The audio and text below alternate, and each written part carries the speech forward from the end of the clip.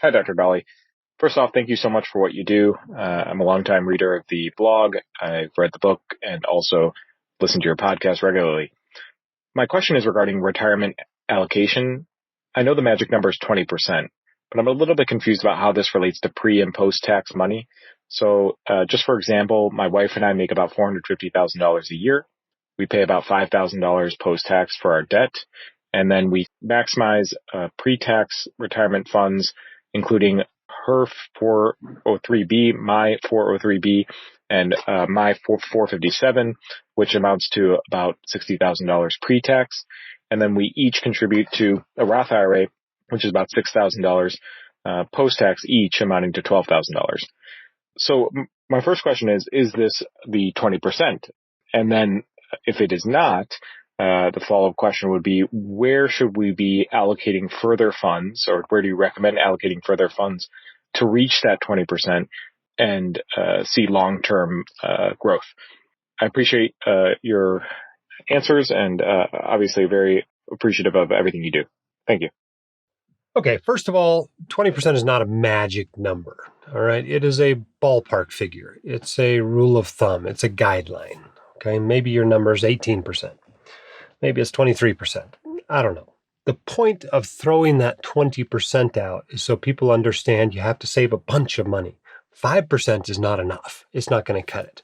So a typical American that starts saving right out of college, maybe 15% is fine.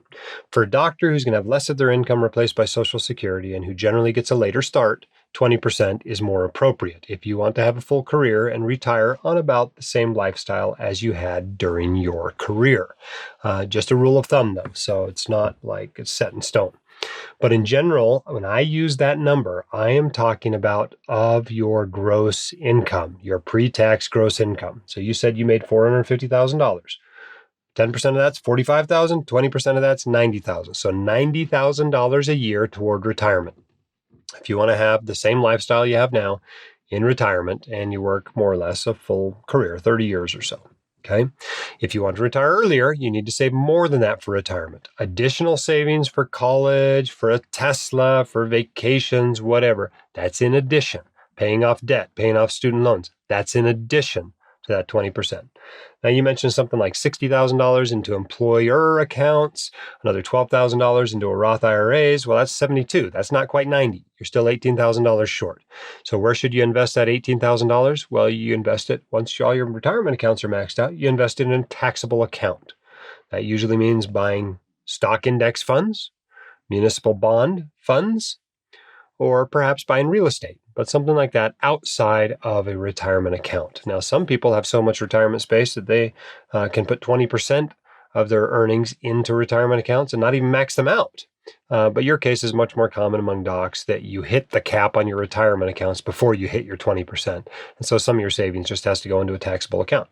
Nice thing about that, you can use it for anything. It's very flexible. You can invest it in anything, and you can get to it before age 59 without having to comply with those rules.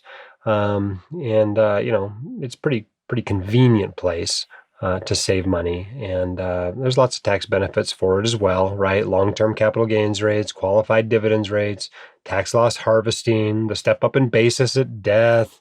You can donate appreciated shares to charities once you've had them at least a year instead of donating cash. There's lots of benefits of a taxable account.